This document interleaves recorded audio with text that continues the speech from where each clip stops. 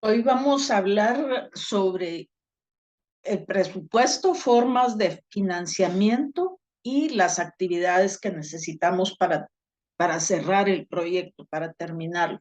Estas últimas a veces no las tomamos en cuenta y como hay que hacerlas igual, corren a nuestra cuenta.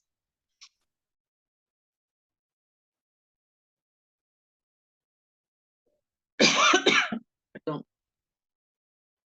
Vamos a ver entonces, más que el presupuesto, no voy a enseñarles cómo hacer un presupuesto, porque eso ya requete lo saben, sino los puntos importantes que debemos de tomar en cuenta para hacer un presupuesto en forma adecuada.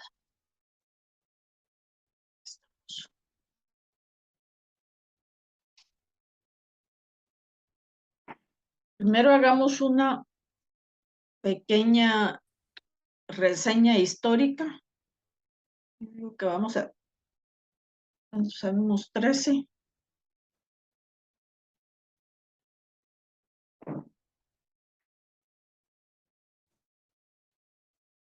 Me ayudan a leer en algunas partes. En otras, pues voy a hacer más explicación que la lectura. Y el primero en mi lista aquí es AR, no sé quién es, AR. Buen día, Arqui. Soy Lucía Aquino, perdón. Ah, bueno, ajá, Ok, está bien, Lucía. ahí vamos a empezar. Dice reseña histórica de los presupuestos. Los fundamentos teóricos y prácticos del presupuesto como herramienta de planificación y control tuvo su origen en el sector gubernamental a finales del siglo XVIII, cuando se presentaban al Parlamento británico los planes de gastos del reino y daban como pautas sobre su posible ejecución y control. Gracias. A propósito de la reina, es los japoneses, los británicos y los gringos son los que han venido planificando y creando presupuestos. El CPM, el PERT y sus antecesores, todo eso viene de los gobiernos, de la planificación de los ejércitos y de los gobiernos de esos países con el fin de optimizar sus recursos. Y pues en este caso el presupuesto viene del 2018. Veamos qué es un presupuesto. Andrea López. Buen día. Definición de los presupuestos. Un presupuesto es un plan integrador y coordinador que se expresa en términos financieros con respecto a las operaciones y recursos que forman parte de una empresa para un periodo determinado con el fin de lograr los objetivos fijados por la alta gerencia. Es un plan de acción dirigido a cumplir una meta prevista, expresada en términos financieros que debe cumplirse en determinado tiempo o bajo ciertas condiciones previstas. Gracias. En otras palabras, para poder lograr un objetivo, debemos de tener claro cuál es, qué cantidad de dinero necesitamos.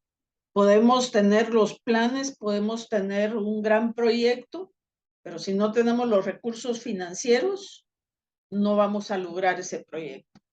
Y los debemos de tener completos para poder llegar a su fin y lograr el objetivo que queremos.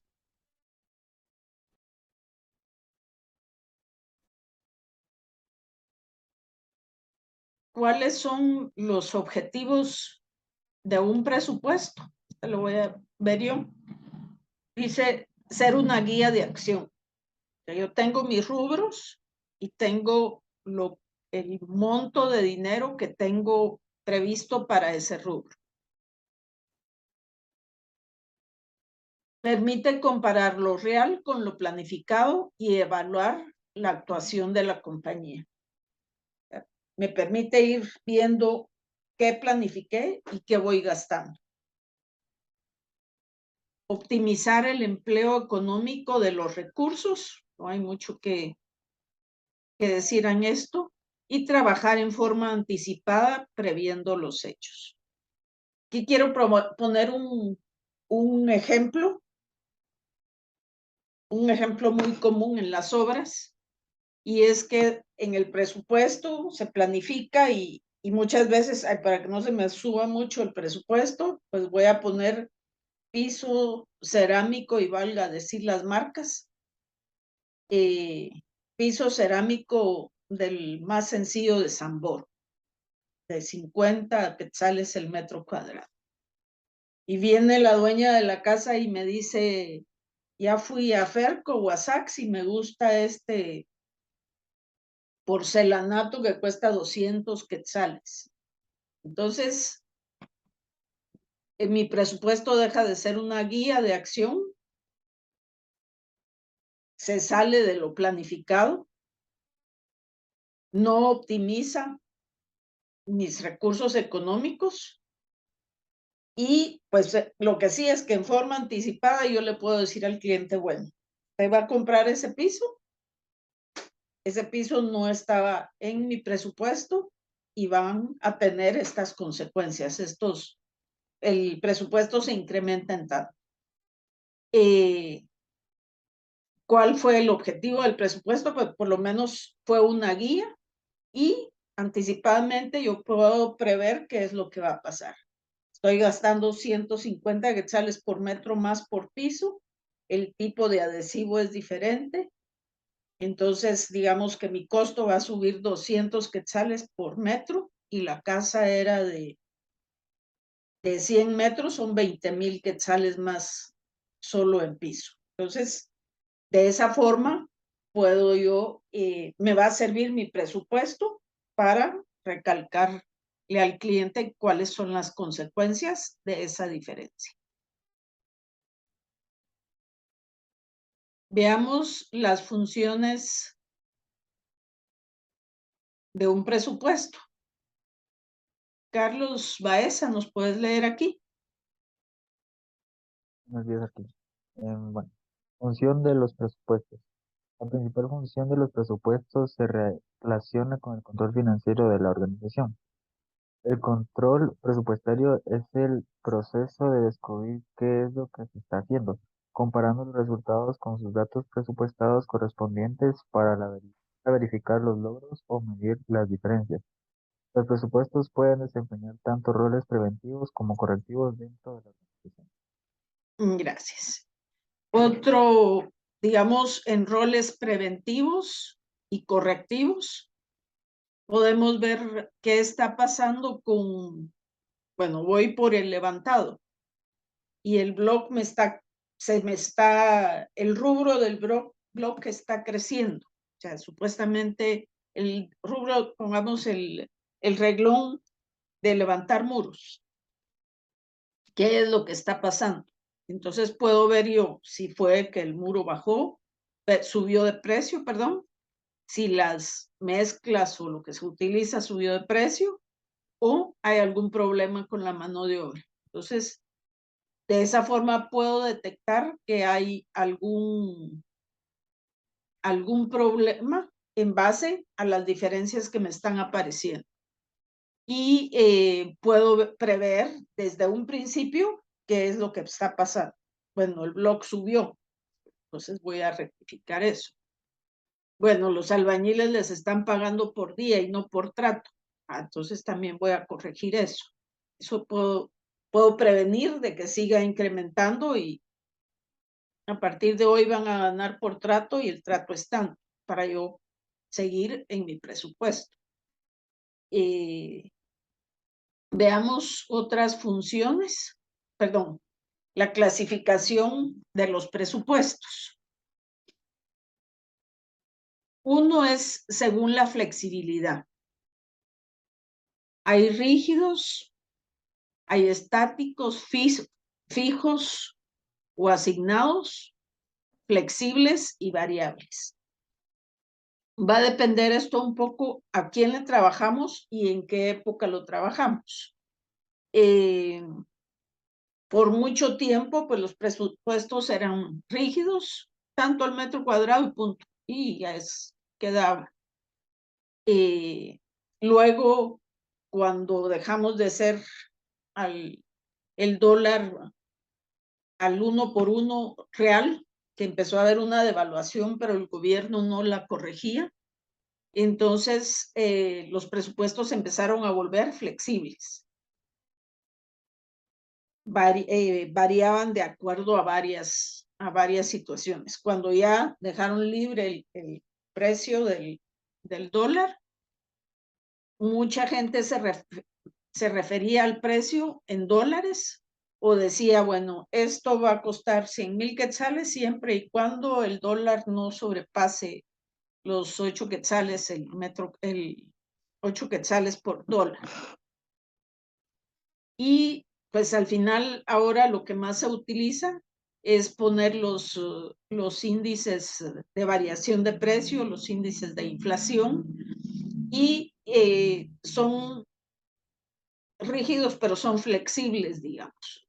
Son rígidos en el precio original, pero flexibles en el sentido de conforme va pasando el tiempo, pues se va poniendo a la par de lo que los índices nos dicen. Esto surgió en los años 90, porque con anterioridad, pues usted me firmó un contrato que me va a hacer el metro cuadrado de tabla y yeso en 40 quetzales y yo lo quiero en 40. Y no me importa qué es lo que esté pasando, si hay inflación, si hay devaluación, si lo que hay. Entonces, a raíz de eso, pues tanto en lo privado como en lo público, se utilizan muchas veces precios rígidos, pero son flexibles en base a los índices de inflación. Esto es según la flexibilidad. Según el periodo de tiempo, pues pueden ser a corto plazo y a largo plazo. Si son a corto plazo, tomando en cuenta lo de arriba, muchas veces son rígidos, pero a largo plazo sí hay ciertas flexibilidades y ciertas variantes. Según el campo de aplicación en la empresa. Dice de operación o económicos y financieros. Hay presupuestos de venta, de producción, de compras, de costo de producción, de flujo de efectivo, presupuesto maestro. En el área de construcción, pues el presupuesto del proyecto es el que más manda, pero eso no quiere decir que vayamos a hacer, por ejemplo, vamos a hacer un edificio y vamos a promover las ventas, pues en ventas tiene que haber un presupuesto. En producción podríamos decir que es el presupuesto del proyecto en sí. Y luego dentro de la empresa, pues pueden haber varios tipos de presupuestos. Luego financieros. Está el presupuesto de caja. Vamos a mantener una caja y qué es lo que el flujo de efectivo que vamos a tener ahí. Y está el presupuesto de erogación de capitalizable. O sea, puedo tener yo mi presupuesto, mi presupuesto completo y en qué momento yo voy a necesitar fondos. En qué momento necesito que los accionistas pues me trasladen capital o en qué momento yo al revés voy a empezar a pagar lo que los inversionistas han hecho. Y luego está según el sector de la economía, básicamente pues si es público, si es un presupuesto público o es un presupuesto privado. Teóricamente los dos deben de ser hechos de tal forma en que tenemos que cuidar los recursos, no porque son públicos, ahí voy a hacer chinche porque por eso estamos como estamos. Y un presupuesto del sector privado, pues las variantes van a ser en función de dónde saco mis recursos, qué recursos tengo que en un presupuesto privado nunca voy a tener alguna facilidad de impuestos o ese tipo de cosas, mientras que en el sector público algunas veces voy a tener algún tipo de privilegios de ese tipo. Pero en general son muy similares.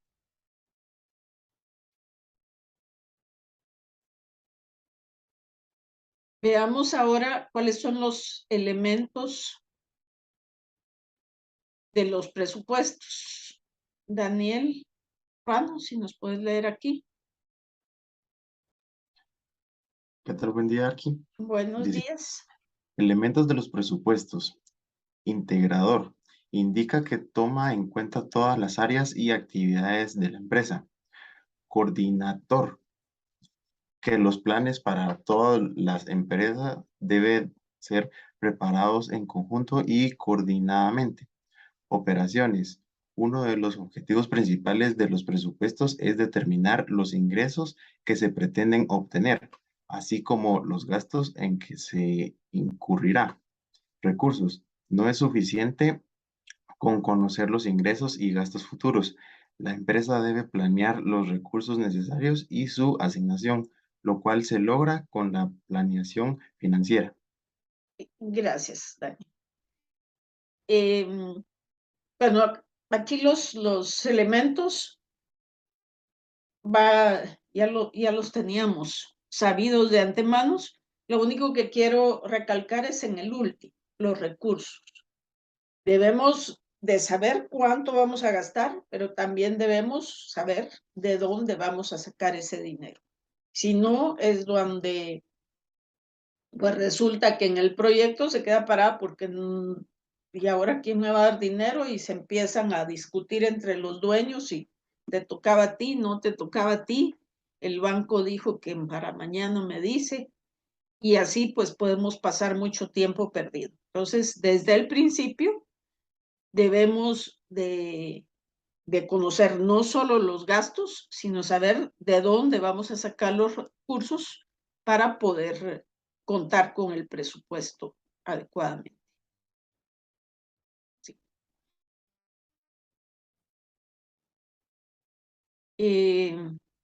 Edgar Méndez, si nos puedes seguir leyendo acá. Está bien, Arqui.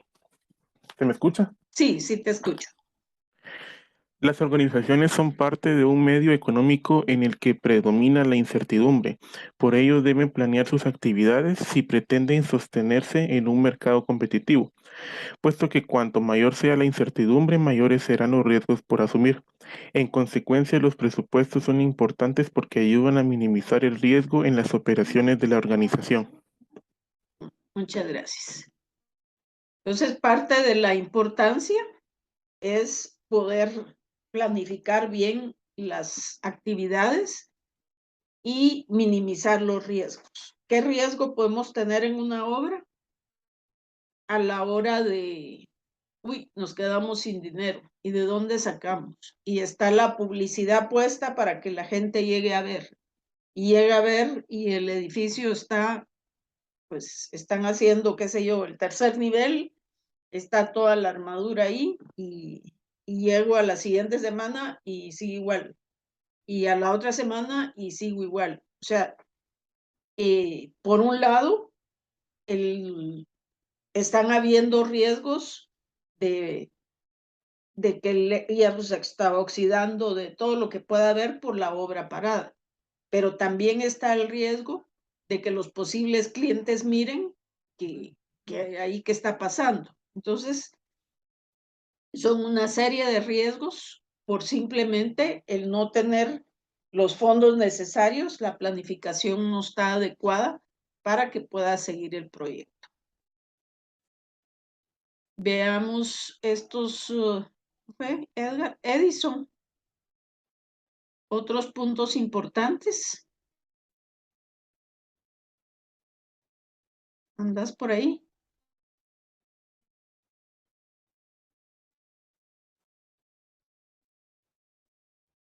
Edison no está. Buenos días, Arqui, sí. Buenos días, si apareciste. Si no agarraba mi micrófono, disculpe. La importancia de los presupuestos. Por medio de los presupuestos se mantiene el plan de operaciones de la empresa en límites razonables.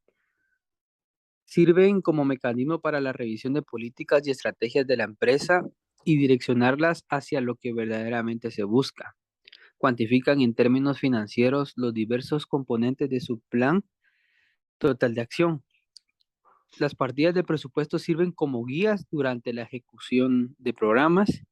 Los procedimientos inducen a los especialistas de asesoría a pensar en las necesidades totales de la compañía. Los presupuestos sirven como medios de comunicación entre unidades a determinado nivel y verticalmente entre ejecutivos de un nivel a otro. Gracias. Eso. Aquí, pues, creo que no hay mucho que agregar. Está muy claro cuál es la importancia del presupuesto y por qué lo debemos de hacer como debe de ser y no así para salir, para llenar un requisito, digamos esto.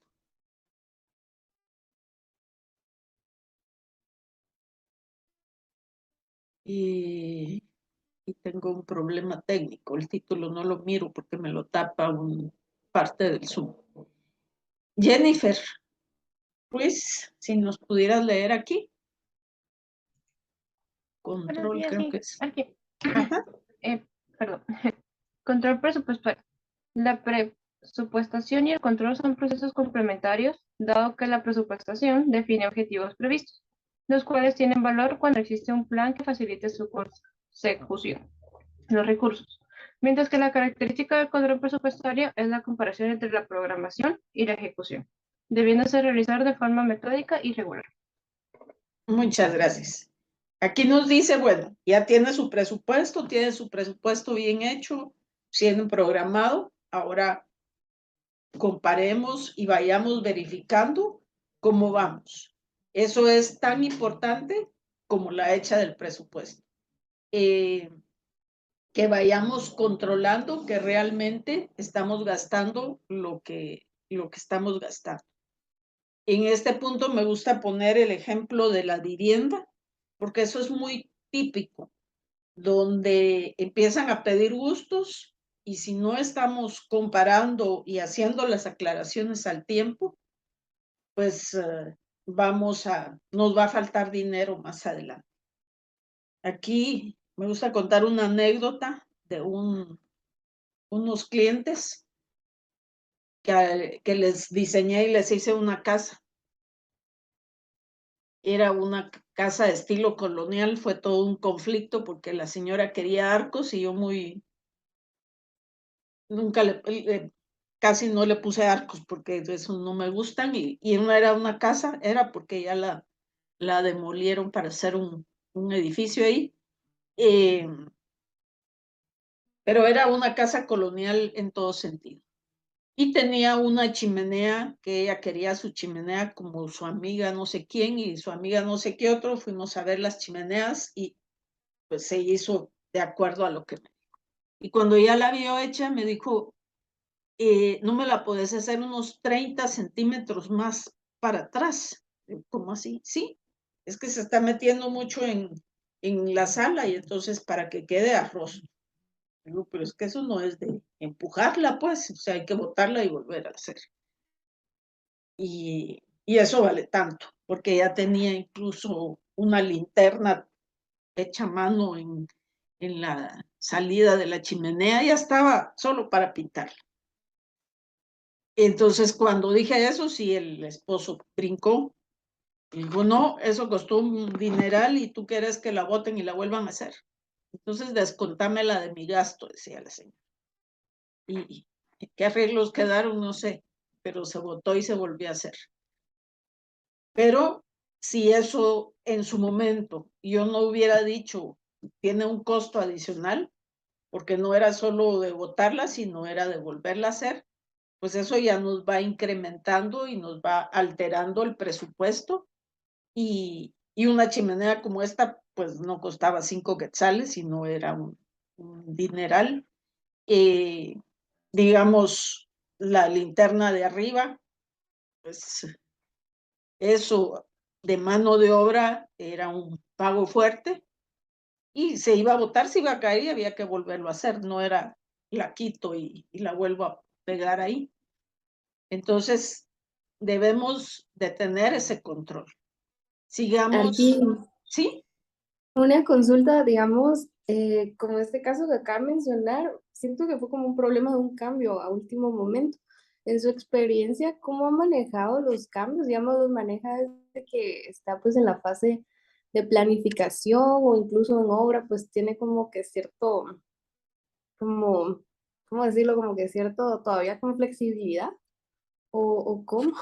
No, un cambio en obra siempre lo tenés que tener por escrito en la bitácora, firmado por quien te lo solicita, porque puede ser un cambio, pues en este caso era un cambio por parte de los dueños, que ellos se pusieran de acuerdo. A mí me interesaba el dueño era un licenciado, que me firmara la bitácora del licenciado para poder cobrar.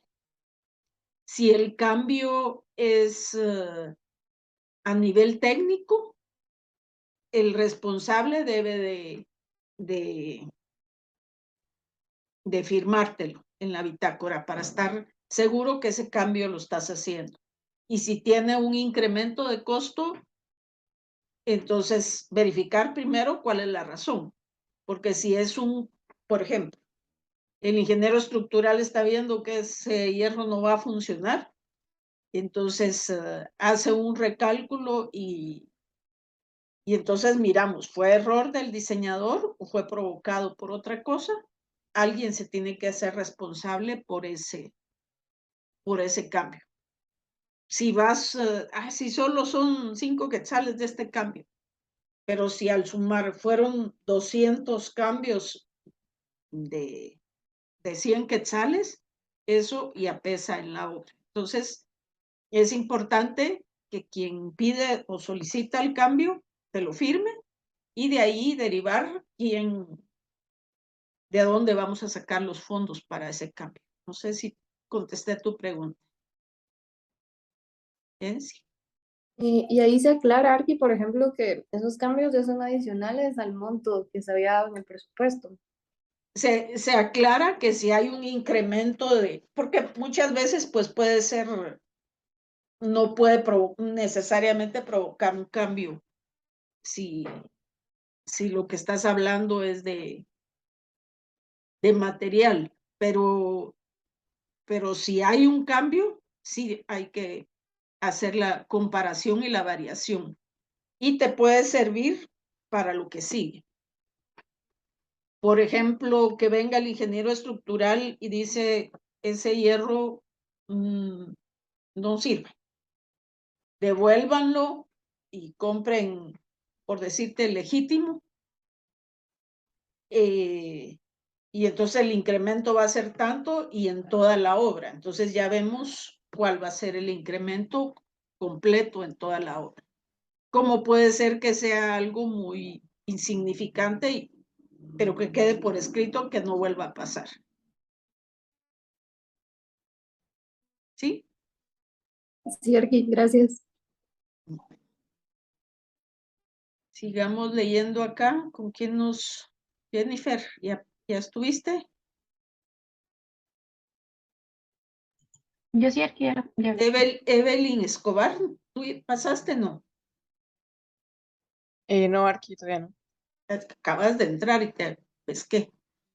Pero es que me tuve que salir, ya había entrado aquí. Ah, por eso. Ajá. Ajá. Sigamos, pues. Leo esto entonces. Control presupuestario. El eje fundamental del control presupuestario se centra en la información necesaria acerca del nivel deseado de rendimiento, el nivel real y la desviación. Además, es necesaria la acción para poner en marcha los planes y modificar las actividades futuras. En consecuencia, el control presupuestario va mucho más allá de la mera localización de una variación. Muchas gracias. Aquí es un poco de lo que preguntaba Jensi. Tenemos que aclarar lo que pasa ahorita y llevarlo a las siguientes acciones para que no nos pueda suceder lo mismo.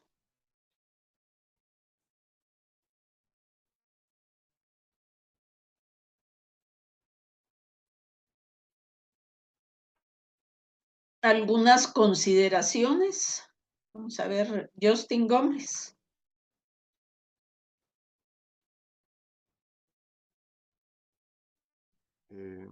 Buenos días, arquitecta. Buenos días.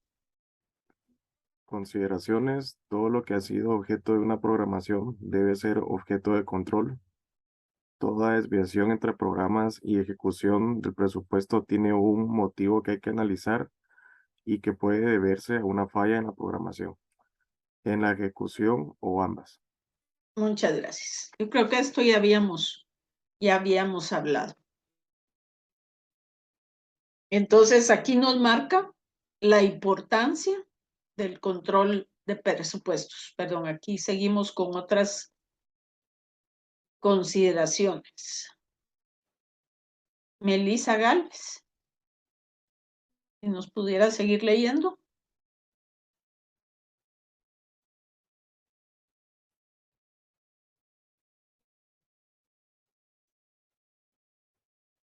¿Andas por ahí?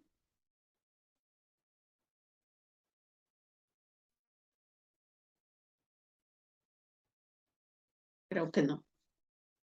Sigamos con Sergio Morales.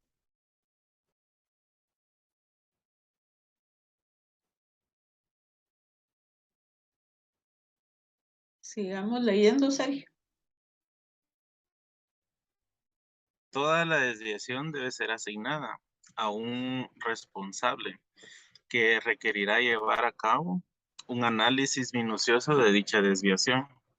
Las desviaciones pueden exigir medidas de corrección, es decir, el fin último del control presupuestario no es transmitir temor a los directivos, sino hacerles ver las deficiencias producidas y sugerirles acciones correctivas. Muchas gracias. Quiero ver, aquí estamos. Entonces, en otras palabras, es tan importante el presupuesto como el control presupuestario. Y pues a lo largo del tiempo hemos ido aprendiendo en la práctica el ir haciendo esto. Actualmente, pues está, por ejemplo, el Project Management, que es el que más nos ha venido a hacer conciencia de este tipo de cosas. La planificación, básicamente la planificación como debe de ser. Y vuelvo a repetir, esto ya lo venían utilizando desde hace varios siglos atrás, principalmente gobiernos o ejércitos de países grandes, de Inglaterra, de Estados Unidos, de Japón, con el fin de optimizar los recursos y poder desarrollar un proyecto en forma adecuada.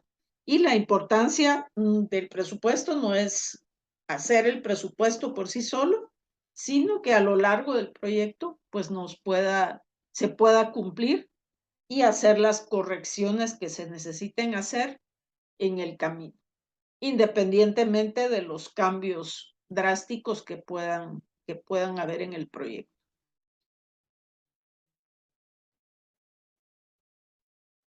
Veamos por qué pueden fracasar los presupuestos. ¿Dónde nos quedamos? Melissa Gálvez, ¿no estás por ahí? ¿O ya apareciste? No. Shirley Orozco. Buenos días. Buenos días. ¿Por qué suelen fracasar los presupuestos? Cuando solo se estudian las cifras y cuadros del momento sin tener en cuenta los antecedentes y las causas de los resultados. También cuando no está definida claramente la responsabilidad administrativa de cada área y sus responsabilidades no comprenden su papel en el logro de las metas. Y cuando no hay buen nivel de comunicación y por lo tanto se presentan resquemores que perturban e impiden el aporte de los colaboradores para el logro de las metas. Gracias. Creo que aquí viene a recalcar lo que hemos venido viendo, hemos venido hablando. Tenemos, o sea, si no cumplimos con el presupuesto, sino vamos evaluando si se está cumpliendo o no, pues no vamos a llegar a cumplir las metas que corresponden. Jensi, si nos pudieras leer aquí. Sí, Arqui, porque suelen fracasar los presupuestos. Cuando no existe un sistema contable que genere confianza y credibilidad, cuando se tiene la ilusión del control, es decir, que los directivos se confían de los presupuestos y se olvidan de actuar en pro de los resultados. Cuando no se tienen controles efectivos respecto de la presupuestación. Gracias. Entonces ya creo que cada uno de estos ya habíamos comentado la importancia de tener el presupuesto y los controles, ir haciendo las rectificaciones necesarias. Si no, pues si solo tenemos el presupuesto y no hacemos las correcciones, pues se vuelve una ilusión que al final del proyecto, pues resulta que en lugar de tener ganancias, tuvimos pérdidas. Y pues como planificadores y administradores del proyecto, pues es parte de la responsabilidad de nosotros.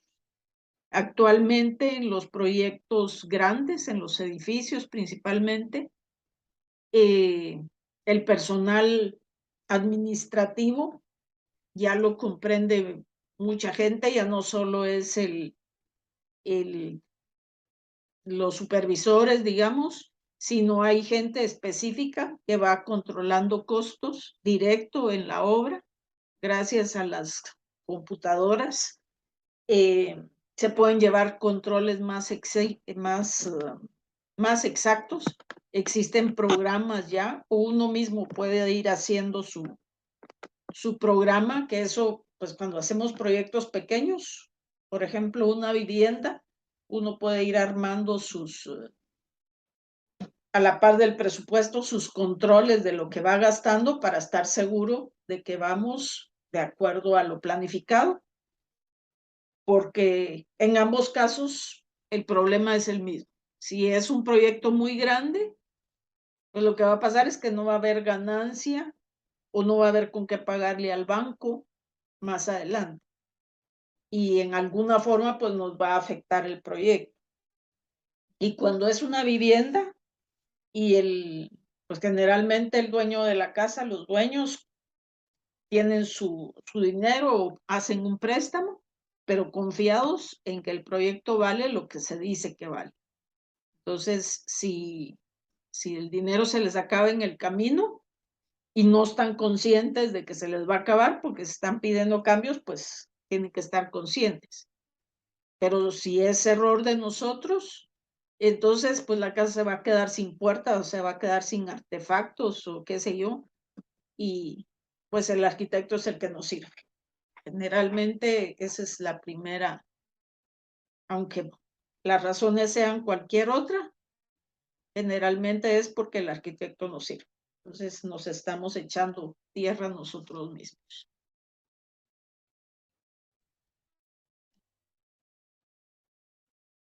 Veamos qué debe de llevar un presupuesto. Ya se me acabó la concurrencia aquí. Voy a seguir yo. Al rato, donde mire que ya aparece más gente. Ay. Pero no creo que entren más. ¿Qué es lo que debemos incluir o es importante que incluyamos dentro del presupuesto? Primero, el terreno. Muchas veces cuando el cliente ya tiene su terreno, pues ya no se le incluye, pero depende. Porque si vamos a manejar el proyecto de un proyecto que vamos a vender, un proyecto que se va a comercializar, pues el terreno es parte de los gastos. Si ya estaba pagado, pues no se va a sacar dinero por el terreno, pero es parte del presupuesto. La mano de obra, calificada o no, los materiales, todo lo que se refiere a materiales que vamos a necesitar, no que se me olvidó la cinta de aislar o que se me olvidó nada. Debe de estar todos los materiales que incluyen poder hacer la obra. Que yo le voy a poner, voy a hacer unos vales para lo que sea, pues ese papel lo tengo que incluir dentro de mi presupuesto. Los equipos, no es que yo tenga una mezcladora, sí, pero la mezcladora se va a depreciar en lo que yo la tengo en la obra. Si la tengo en una casa, pues una mezcladora de concreto, pues me va a durar la casa completa. Pero para la siguiente casa o siguientes 2 casas ya no va a estar tan buena la mezcladora. Ya se depreció. Entonces tengo que considerar ese tipo de gastos. Transportes, es muy típico que se nos olvide el transporte del ripio que estamos sacando. Pues la arena blanca o la arena amarilla se cirnió y están ahí y llega un punto donde no lo uso, pues eso es algo que tengo que ir a tirar. Ese transporte que a veces se nos va. Los imprevistos que habíamos visto antes y la supervisión. ¿Cómo voy a manejar la supervisión? Voy a contratar solo a los alumnos de PPS y no les voy a pagar. ¿O voy a contratar supervisores como Dios manda? Yo no estoy muy de acuerdo con eso de que no les paguen porque están haciendo sus prácticas, porque en algún grado están haciendo un trabajo para la empresa. Pero esa es mi opinión, no me la están pidiendo. Y es muy a criterio de la gente. Dice, de acuerdo a la modalidad de ejecución que se defina, se deberá proceder a determinar, en el caso de proyectos que se ejecuten por contrato, lo relacionado con el costo indirecto, con lo cual se estará determinando el costo total del proyecto. De acuerdo a las 2 definiciones básicas de proyecto que se han establecido en la elaboración del presupuesto, se deben considerar algunos aspectos.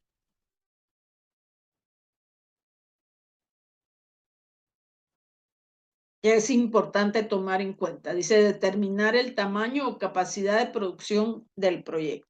¿De qué tamaño es el proyecto que estamos haciendo? ¿Es una garita? ¿Es una casa de 100 metros? ¿Es una casa en la cañada de 2000 metros? ¿Es un edificio? ¿Qué capacidad de producción tenemos? Tenemos un maestro, pues la garita la puedo hacer solo con un albañil. Y el maestro con el que hago una casa de 100, 200 metros, no debiera de ser la misma calidad de maestro de obras que si voy a hacer una casa de 1200, 2000 metros o de un edificio. La experiencia de cada quien, la capacidad de equipo es diferente. Determinar el lugar más conveniente para la localización del proyecto. Pues, si voy a hacer, esto ya viene como parte del mercadeo. Determinar el proceso más adecuado para producir los bienes o servicios del proyecto. Voy a utilizar una metodología BIM, por ejemplo. Voy a usar equipo sofisticado, voy a usar formaleta de madera. Voy a alquilar madera para hacer formaletas, o voy a alquilar o voy a hacer madera, formaletas de metal, o voy a comprar formaletas de aluminio. No sé. ¿Qué proceso voy a utilizar? Elaborar un listado ordenado con las obras físicas y terrenos adquiridos, así como las necesidades de maquinaria y equipo. Tener todo lo que tengo que tener y inventariado. No, que tengo, eso es algo que suele suceder en el desorden, pues en el desorden siempre hay pérdida. Ah, yo me acuerdo que ahí en la bodega hay una compactadora bailarina. Sí, yo me acuerdo que eran 2 y viene el otro y dice, no, yo creo que eran 3, pero una está descompuesta. O sea, tenemos que tener inventariado qué es, qué sirve y qué podemos usar. Determinar los gastos de materia prima e insumo de varios requeridos en el proyecto. Tener claros cuáles son los precios con los que estamos manejando. Determinar los recursos humanos especializados que se necesiten en el proyecto durante su ejecución y operación. No poner al maestro de obras a hacer electricidad porque es maestro de obras, no es electricista. Y no poner al ayudante a hacer la plomería porque por muy chispudo que sea, no es plomero, es ayudante. Esos son errores muy comunes en proyectos pequeños. Veamos en los proyectos sociales o proyectos públicos cuáles son los puntos importantes. Establecer el proceso de producción del servicio, lo que tiene que ver con equipos. Elaborar un listado ordenado con las obras físicas y terrenos adquiridos. Yo diría que esto es muy similar a lo otro. Que sea dinero del gobierno y no de lo privado, no quiere decir que lo tenemos que hacer desperdiciado. Determinar los recursos humanos especializados y no especializados que se necesitan para la ejecución y operación del proyecto. Determinar las necesidades de infraestructura de apoyo para el proyecto. Y aquí en este tema, incluso es más importante la planificación. ¿Cuánto tiempo se tarda en una obra del Estado en entregar los recursos que estamos pidiendo? Yo no sé si a ustedes en restauración de monumentos esto fue hace como 3 años, 4 años, que fuimos a ver la restauración del Palacio Nacional y en eso vimos que estaban enderezando a puro martillazo unos hierros, unos pedacitos de hierro. Y me acuerdo alguno de los catedráticos preguntó, ¿y eso por qué lo están haciendo? Así pues, no tienen hierro. Y entonces nos explicaban que se tardaban 6 meses en despacharles lo que pedían. Entonces ya llevaban 4 meses pidiendo hierro y ya iban en el punto donde encontraban tirado a martillazos, lo enderezaban para ir armando las partes donde necesitaban pedazos pequeños de hierro. Entonces, dependiendo, o sea, en un proyecto privado, pues yo pido y pues si mucho se tardarán una semana pues, y ya estamos jalándonos del pelo. Pero a nivel gobierno, pues en este ejemplo, están hablando de el retraso o no el retraso, el periodo de despacho era de 6 meses, como era un proyecto que salía como de la caja chica, de la casa de mantenimiento del palacio, entonces había que pedirlo y tener no sé cuántas autorizaciones para que se los despachara. Entonces, eso pues lo tenemos que tomar en consideración.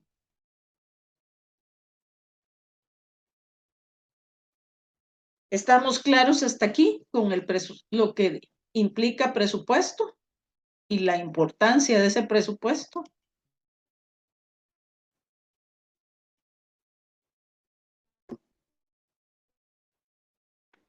Veamos ahora en lo que se refiere a financiamiento.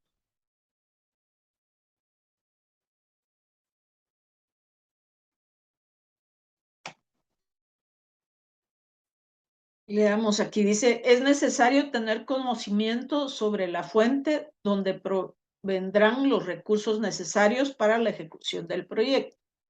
Si provienen de la recaudación que lleva a cabo el gobierno, como también puede ser que se trate de recursos que el gobierno percibe de fuentes cooperantes externas y ya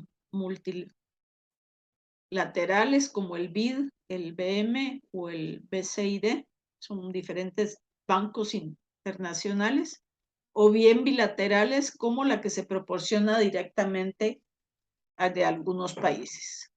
Es muy importante conocer el carácter de este financiamiento, ya que se trata de una cooperación reembolsable. Significa que se trata de un préstamo, mientras que si se tratara de una cooperación no reembolsable, quiere decir que se está hablando de una donación por regalo.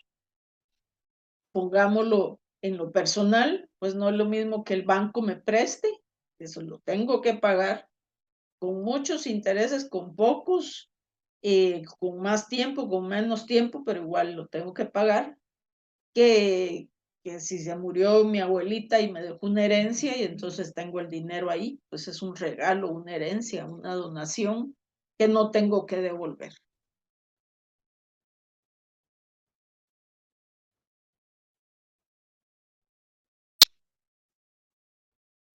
Definamos qué es financiamiento entonces. Dice, es un conjunto de recursos monetarios financieros para llevar a cabo una actividad económica. Tiene que tener las siguientes características.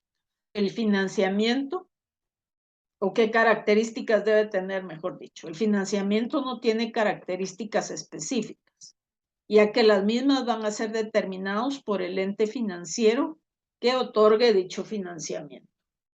No es lo mismo que si mi papá me presta el dinero para hacer mi casa, que si el banco me lo presta, y depende de qué banco.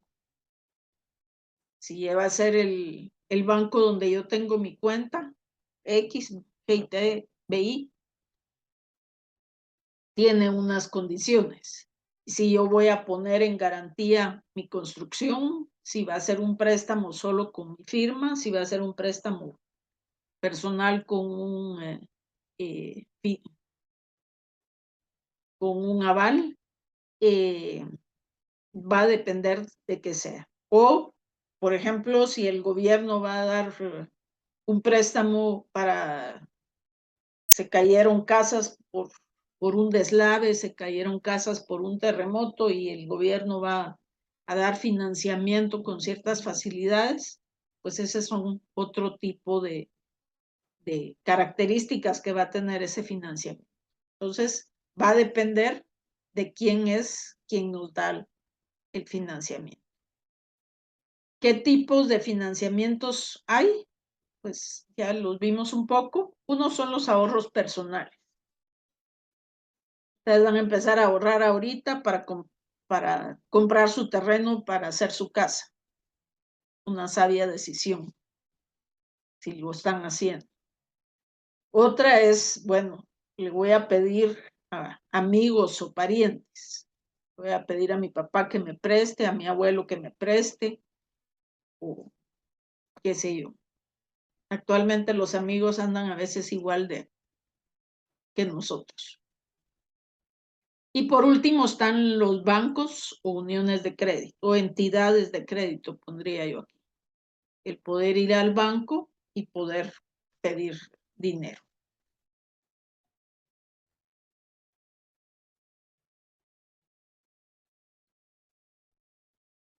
Veamos las características entonces de las fuentes de financiamiento. Dice, toda empresa para realizar sus actividades requiere de recursos financieros para desarrollar sus funciones actuales y amplias. Los recursos financieros, en función de nuestros proyectos, va a ser para desarrollar el proyecto. No nos vamos a meter no se los recomiendo que lo hagan. No nos vamos a meter a deudas para montar nuestra empresa, porque ahí empezamos mal. O sea, si yo quiero poner mi empresa, estoy empezando al nivel que están ustedes, mi recomendación es que empiecen en su casa.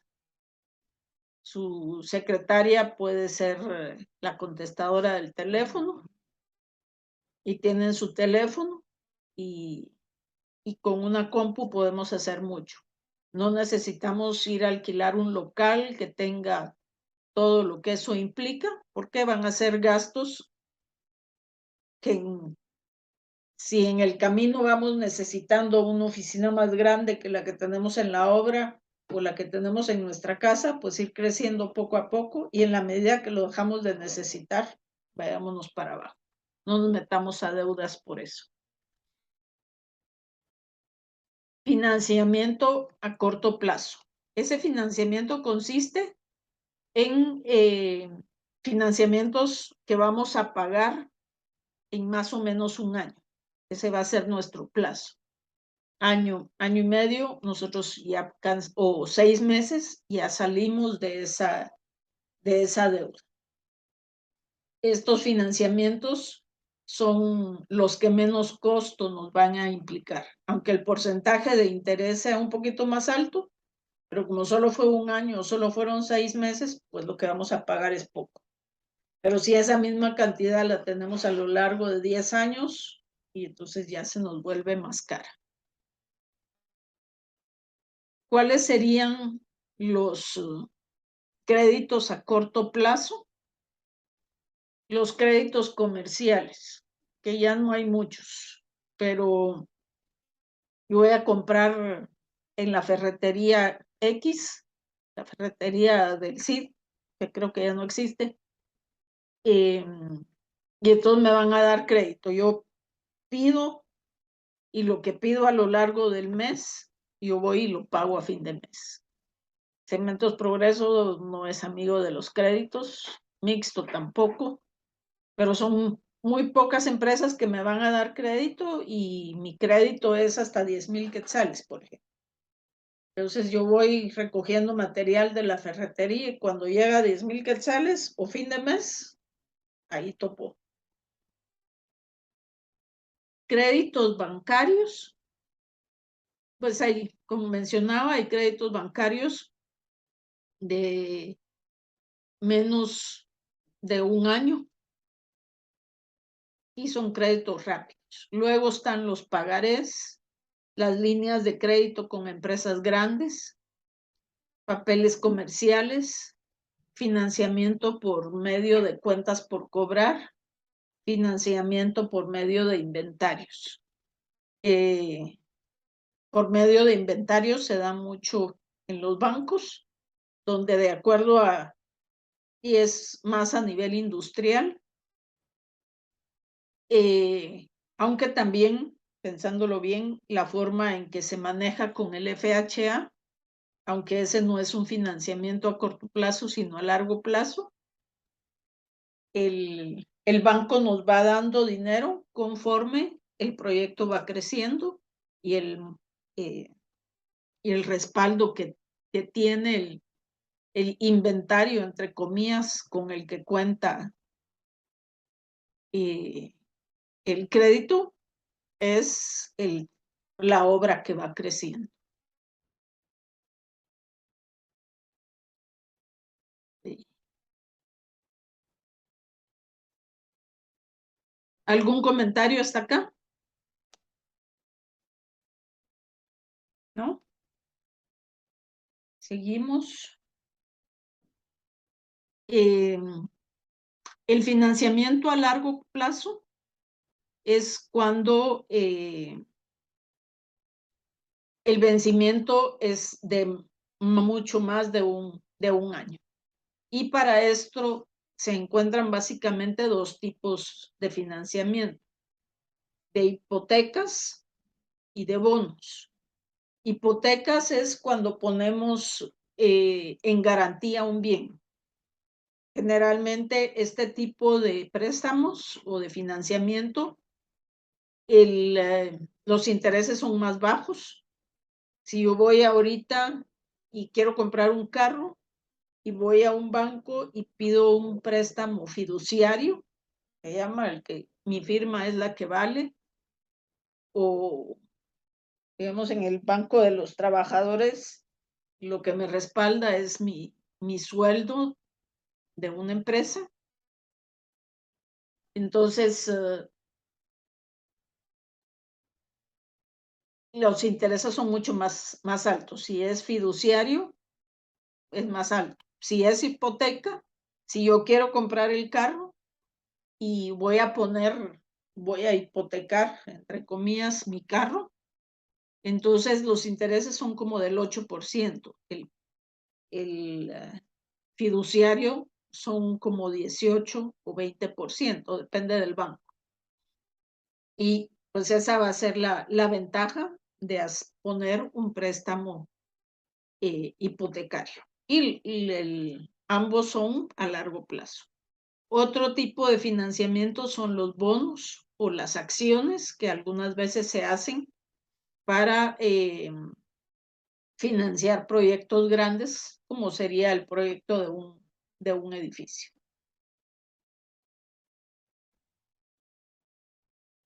Luego también hay financiamiento externo, cuando el financiamiento viene del exterior, y esto se da pues, básicamente con el gobierno, cuando el Fondo Monetario Internacional, por ejemplo, el Banco Mundial, el Fondo Latinoamericano de Reserva, el BID, todas esas entidades pues van a darle financiamiento al gobierno, pero ese financiamiento hay que pagar. Son financiamientos con mucho menor interés por la forma en que son, pero igual hay que pagarlos.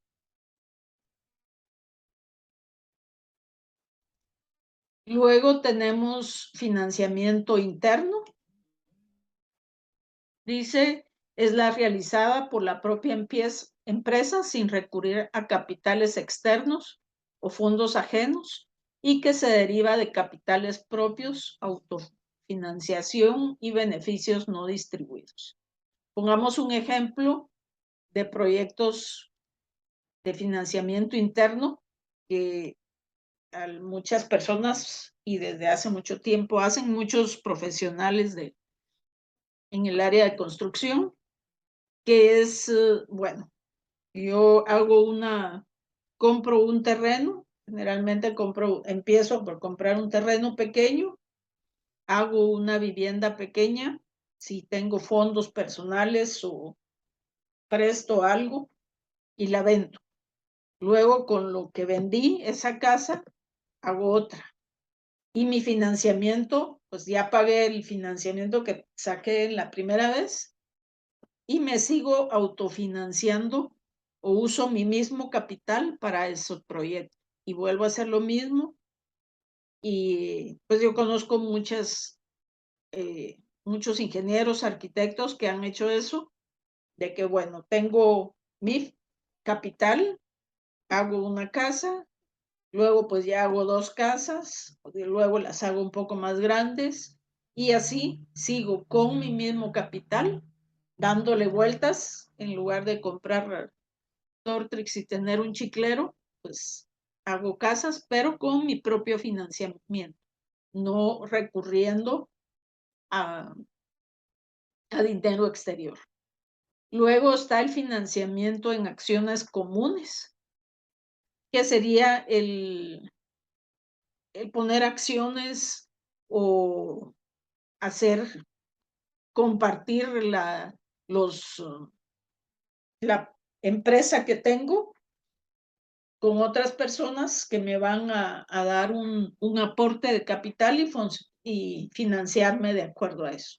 Pues puede ser que esa casa que mencionaba yo sola no puedo, entonces invito a otros 2 o 3 que pongan la misma cantidad de dinero o una cantidad de dinero como yo y pues vayamos desarrollando el proyecto de esa forma. Vamos como vamos de tiempo.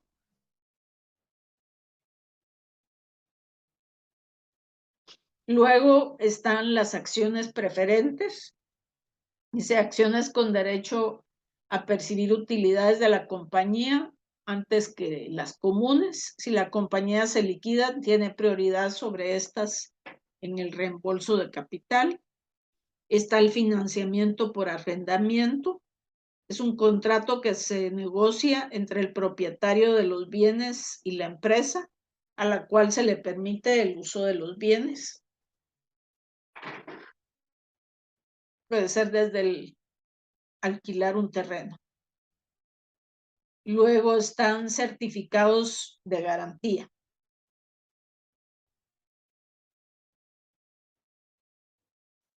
Tenemos que dar una garantía. Por ley, toda construcción tiene una garantía por lo menos de 1 año.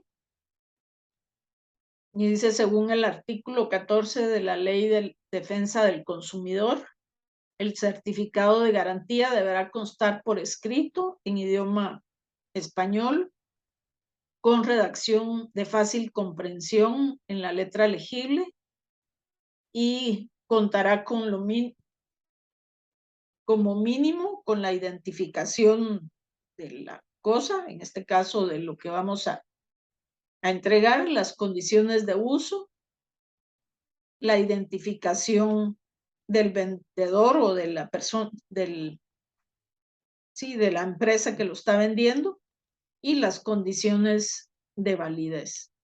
Uno de los puntos importantes es, le entrego la vivienda o el edificio, y una de las condiciones es que si hay un terremoto de más de 8 grados, pues no le garantizo nada, por ejemplo. Si el terremoto es de 5 grados o de 4 y algo se rompe, se raja, pues sí. Pero si ya es de tal magnitud, pues ya no. No quiere decir que se vaya a caer, pero si se le quiebra un vidrio, pues repóngalo usted.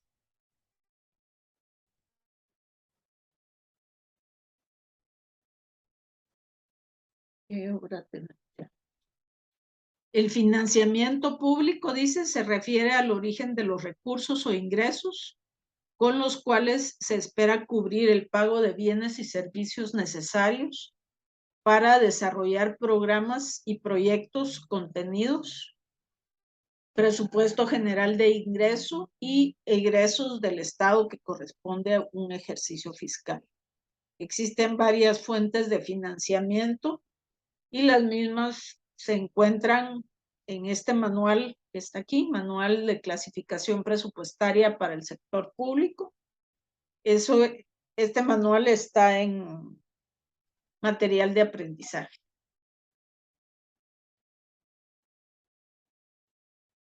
¿De dónde tiene financiamiento público?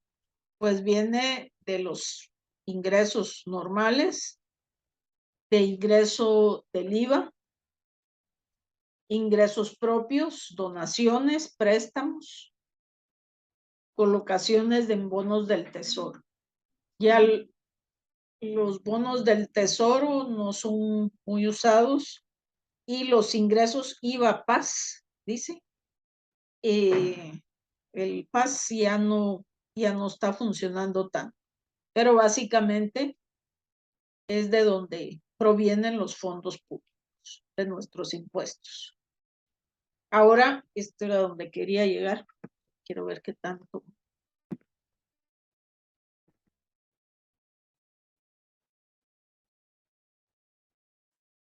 No da tiempo, espero yo.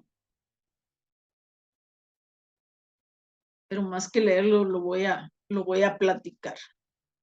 Un último punto muy importante es el cierre del proyecto.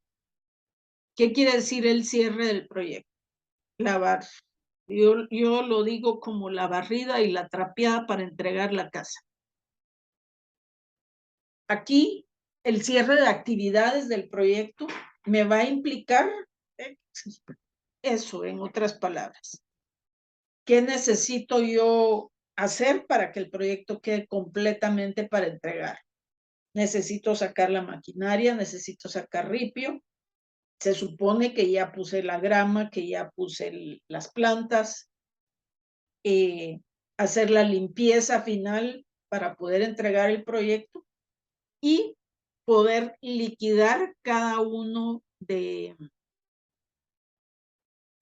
las cosas que tengo en el camino. Tengo abierto un crédito en la ferretería X o tengo abiertas líneas de crédito para uso del proyecto, pues las voy a saldar y a tener mi finiquito que ya no debo nada, para que no se me olvide y después resulte que, ay, en Semaco me están cobrando no sé qué, o en Mixto me está cobrando la última fundición.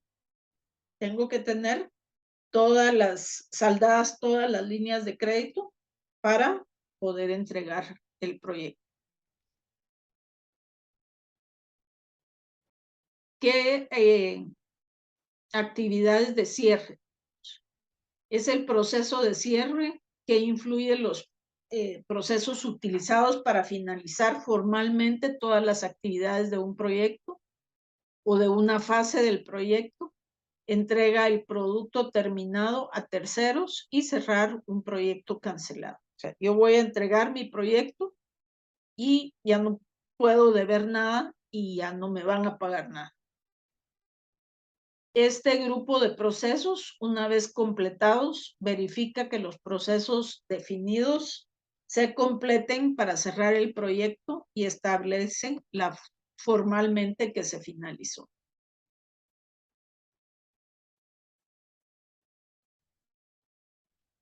Esto va a incluir firma de actas, va a incluir,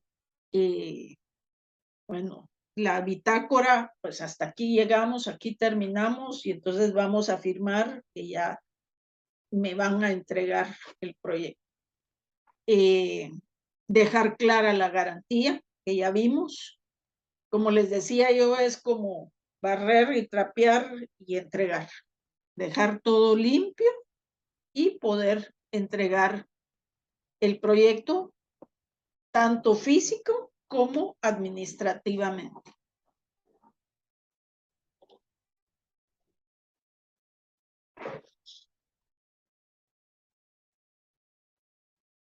Dice las acciones y actividades necesarias para confirmar que el proyecto ha cumplido con todos los requisitos del patrocinador, del cliente y de los demás interesados, verificar que se han suministrado y aceptado todos los productos entregables y validar que se ha cumplido con los criterios de conclusión de salida.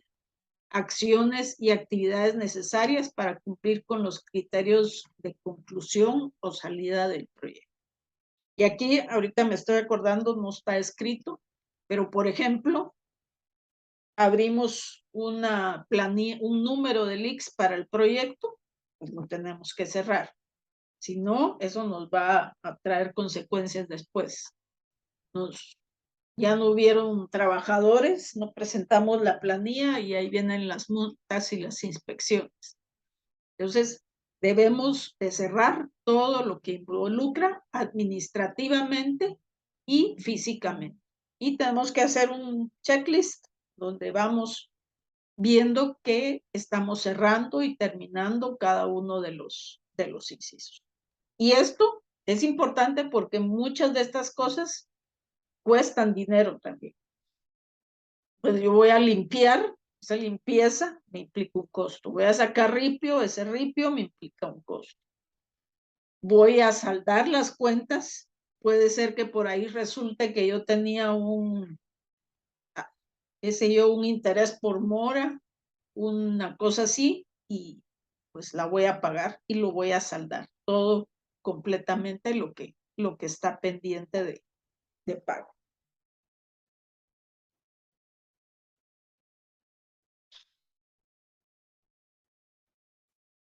Dice procedimiento de cierre del contrato. Este procedimiento se desarrolla para proporcionar una metodología paso a paso que aborde los términos y condiciones de los contratos y todos los criterios de conclusión o salida requeridos para el cierre del contrato. Comprende todas las actividades y responsabilidades relacionadas de los miembros del equipo de proyecto, de los clientes y de los demás interesados involucrados en el proceso de cierre. Las acciones realizadas cierran formalmente todos los contratos relacionados con el proyecto.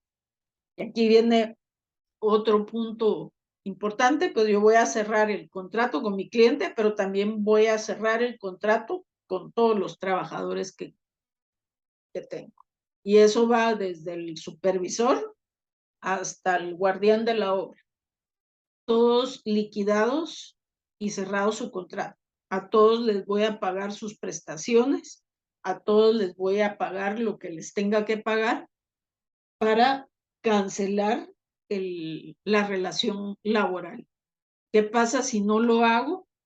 Dentro de 6 meses me puede llegar una citación de la inspección de trabajo o de un juzgado en su defecto, donde don Pedro Pérez me está cobrando sus sueldos que no le pagaron estos 6 meses y su indemnización de 2 años. Y resulta que la obra se terminó, pero a este no me firmó ningún finiquito de que recibió, y ahí aparecen y brincan esas cosas.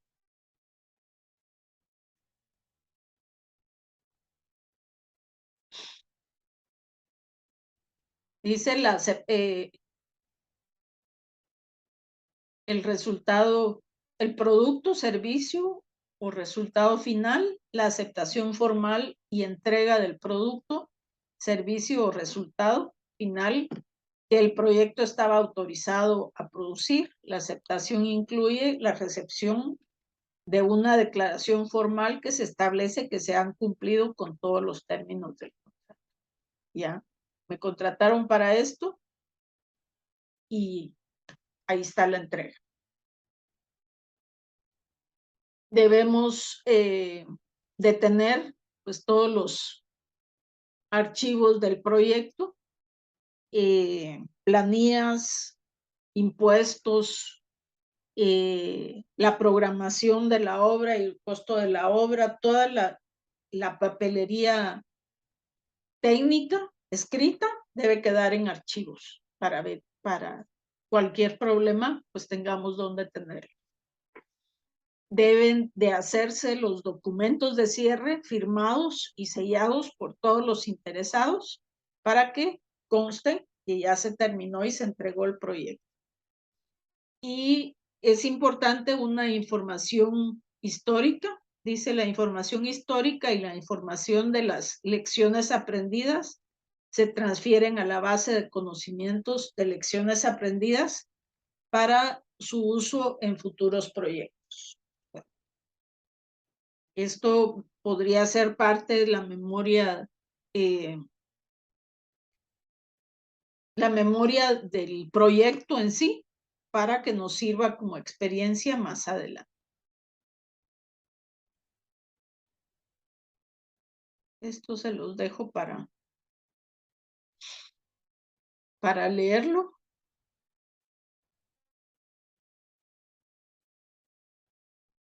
Los contratos cerrados, pues que queden por escrito. Y hasta aquí llegamos. No sé si hay alguna duda o comentario que quieran hacer.